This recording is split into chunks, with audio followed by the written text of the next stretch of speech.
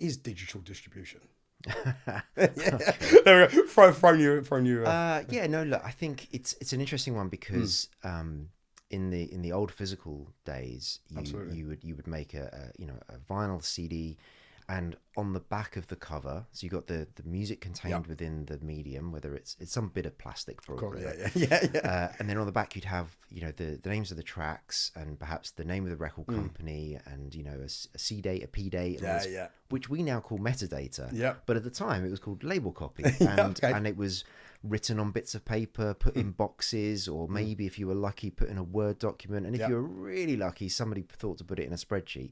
And of course, most record companies didn't. And during that early period of it, it was really digital distribution was really like this idea of digitizing all of the asset elements that the music is. Yeah. It's the audio, it's the artwork, and it's the metadata.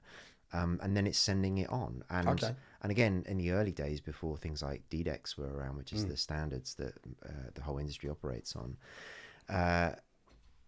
it was a translation tool because you had on the one side these technology companies that didn't know much about music, and on the other side you had music companies that didn't know much about technology. And so digital distribution was just this sort of art of translating the two. And I mean, it was very much a copy of the physical model. Like instead of trucks, you had, your well, I mean, we actually used to use hard drives, and we shipped them on, via sort of DHL or something like that, to the DSP.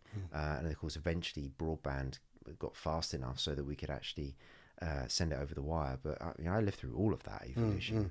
So digital distribution for me probably means something different to what it does for most people. Okay. like these days, it's like kind of a utility. It's like sort of water. It's not that hard.